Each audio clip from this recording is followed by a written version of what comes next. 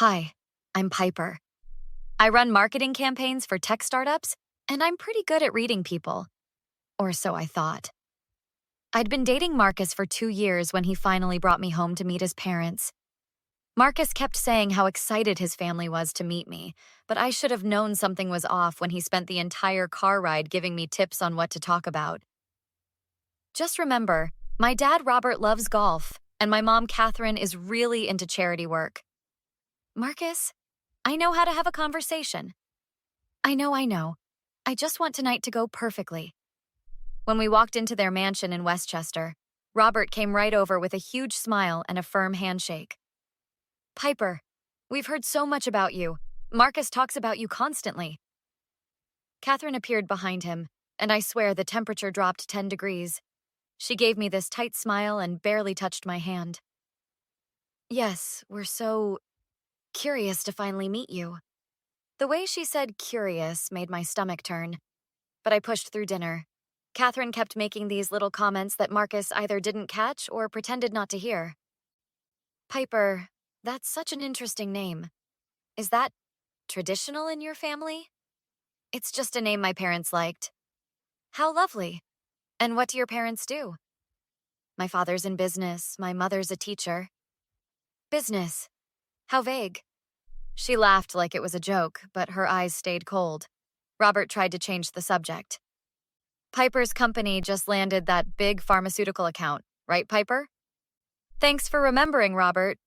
Yeah, it was a huge win for us. Catherine jumped back in. How nice that you have a little job you enjoy. Little job. I made 6 figures, but sure. 3 weeks later, Marcus proposed at our favorite restaurant. I was over the moon until he mentioned his mom wanted to handle some paperwork before we set a date. What kind of paperwork? Just, standard stuff. My mom's lawyer wants to meet with us. That meeting was the longest hour of my life. Catherine sat there with this smug expression while her lawyer laid out a prenup that basically said I'd get nothing if we divorced. We just want to protect what the family has built over generations, Catherine said, not even looking at me. I understand wanting to protect assets, but these terms seem pretty one-sided. Catherine's lawyer cleared his throat. Miss, these are very standard provisions for families of substantial means. Standard for who exactly? Catherine leaned forward. Piper, dear, I'm sure you understand that Marcus comes from a certain background. We've worked very hard to build what we have. The way she said certain background while looking me up and down told me everything I needed to know. Marcus just sat there, saying nothing. We're not trying to be difficult, Catherine continued. We just want to make sure everyone's motivations are clear. I wanted to walk out, but Marcus looked so uncomfortable, and I loved him. So I signed the damn thing, even though every instinct told me not to. Catherine smiled for the first time since I'd met her. Wonderful. I'm so glad we could work this out like civilized people. I felt humiliated walking out of that office, but I had no idea how much that would change. Planning a wedding with Catherine breathing down my neck turned into a nightmare. She insisted we meet at her country club to discuss venues. I've already spoken to the Hampstead Club. They have an opening in 18 months. 18 months? Marcus and I were thinking more like 8 or 9 months. Well, that's simply not realistic for the type of wedding Marcus deserves. You can't just throw something together. Marcus sat there nodding like a bobblehead. My mom knows all the best places, babe. What about the botanical gardens downtown? I went to a beautiful wedding there last month. Catherine actually shuddered. Oh dear, no. That's so urban. Plus, I'm not sure your family would understand the social dynamics at our usual venues. What's that supposed to mean? Nothing offensive, of course. It's just that different families have different comfort levels. We wouldn't want anyone feeling out of place. Different comfort levels? Right. I felt my jaw clench, but Marcus jumped in before I could respond. Mom, Piper's family is great. You'll love them when you meet them. I'm sure they're lovely people. I just think we should be realistic about guest lists. The Hampstead Club has very specific membership requirements. Are you saying my family can't come to my own wedding? Of course not. I'm just suggesting we might want to consider separate celebrations. Maybe a smaller, more intimate ceremony for your side, and then the main reception for our friends and family. I couldn't believe what I was hearing. Marcus looked uncomfortable but still said nothing. That night, I called my dad David to vent. We'd always been close, and I needed someone who'd actually listen to me. She wants to have separate celebrations, Dad, like I'm some kind of embarrassment. That woman sounds like a piece of work. What's Marcus doing about all this? Nothing. He just sits there while she runs over me. Maybe it's time you reconsidered this whole thing, baby girl. I love him, Dad. I just wish his family wasn't so awful. The worst part is how they act like they're doing me some huge favor, like their money makes them better than us. What kind of business are they in again? Robert runs some manufacturing company. Marcus works there too. Henderson Industries, I think. Dead silence on the other end of the phone. Dad, you there? Did you say Henderson Industries? Yeah. Why? Piper, I need to tell you something. I own Henderson Industries. Well, my company acquired them about 2 years ago when they were going under. Robert works for me now. My phone almost slipped out of my hand. You're kidding me. I'm dead serious. Robert Henderson came to us begging for a buyout to save his business. We kept him on as a manager, but he's basically my employee. The irony hit me like a truck. Catherine had been treating me like some gold-digging nobody, and her family's entire livelihood depended on my father's company.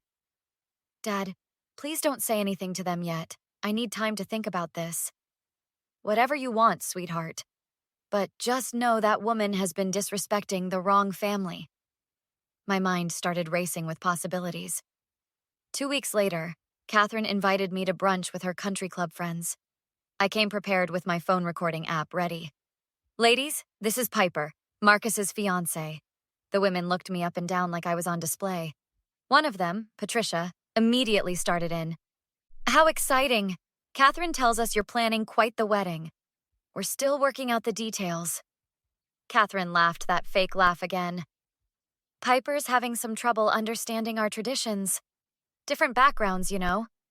Oh, I'm sure she'll catch on eventually. They usually do when there's enough motivation involved. Another woman, Margaret, chimed in.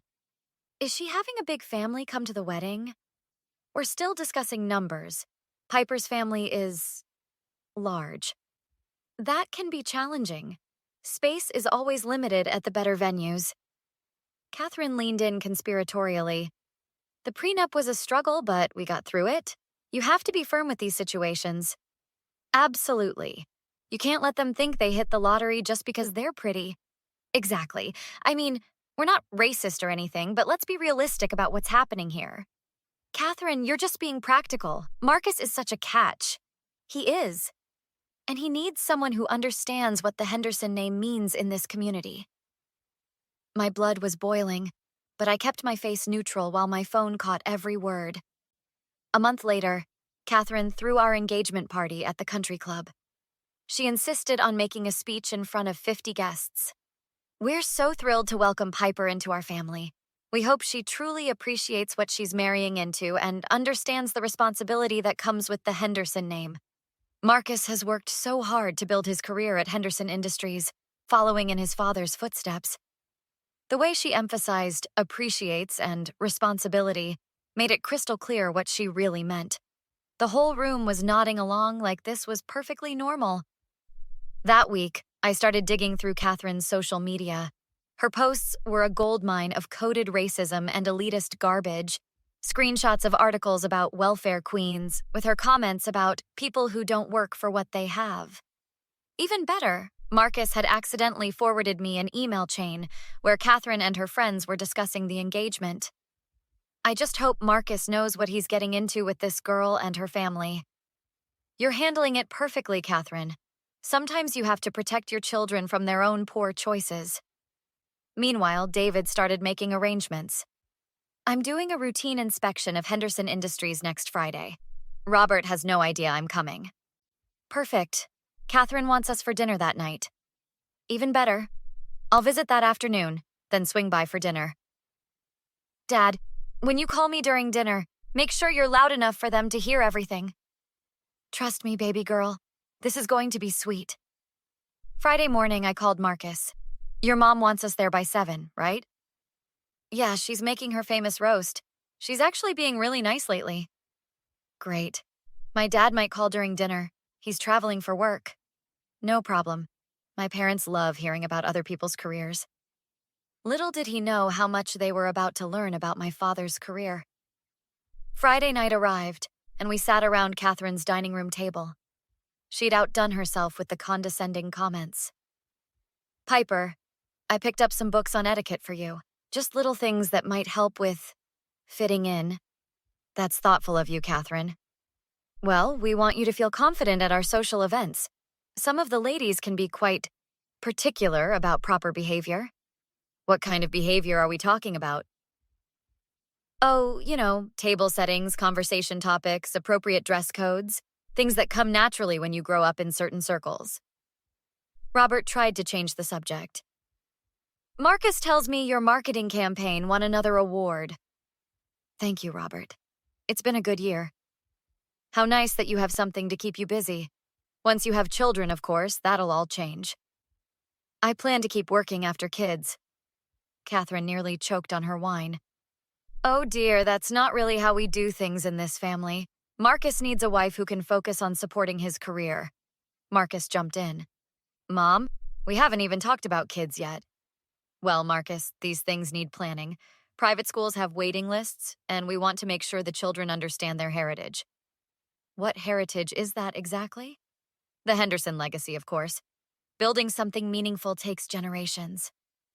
Right on cue, my phone rang. David's name lit up the screen. Sorry, it's my dad. He's been traveling all week. Hi, Dad. How was your day? Productive, sweetheart. Just finished inspecting one of our subsidiary companies, Henderson Industries. Interesting place. I made sure my voice carried across the table. Oh, that's Marcus's family business. Small world? Actually, Piper, we need to talk about that. I own Henderson Industries. Bought it 2 years ago when they were going bankrupt. Catherine's fork clattered onto her plate. Robert went completely white. What did you just say? I stood up, still talking to David. Yeah, Dad, Robert works for you now. Crazy coincidence, right? Catherine started sputtering. This is some kind of mistake, some misunderstanding.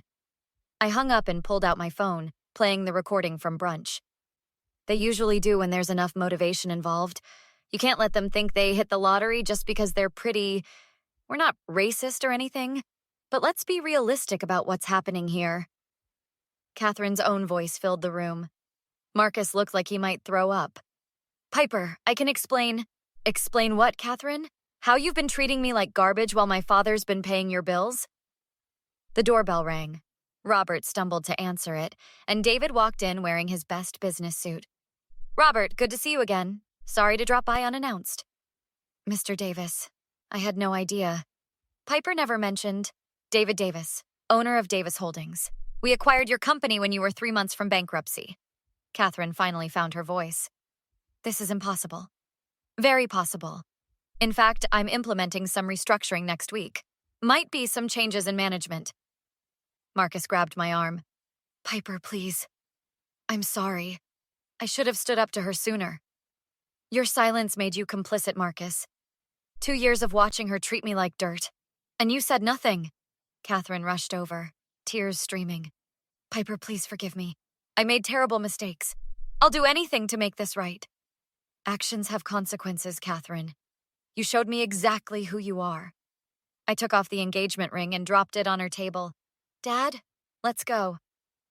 6 months later, Catherine's friends stopped returning her calls. Word traveled fast in their social circle about what had happened. Robert lost his management position, and Henderson Industries barely stayed afloat under new leadership. Marcus tried calling for weeks, but I never answered. Meanwhile, my marketing firm landed 3 major contracts. Turns out, success really is the best revenge. Do you think Piper was wrong for rejecting Marcus's apology? He said he was sorry and seemed genuinely regretful about not standing up to his mother. Some people are saying Piper should have given him a second chance since he wasn't the one making the racist comments. He was just weak and scared of his mom. Others are saying his silence for 2 years made him just as guilty as Catherine. What's your take? Should Piper have forgiven the man she loved when he finally apologized? Or was she right to walk away because staying silent in the face of racism makes you complicit? Drop your thoughts in the comments. I genuinely want to hear where you stand on this because it's splitting people right down the middle. And if this story had you glued to your screen, smash that like button and subscribe for more revenge stories where the underdog comes out on top.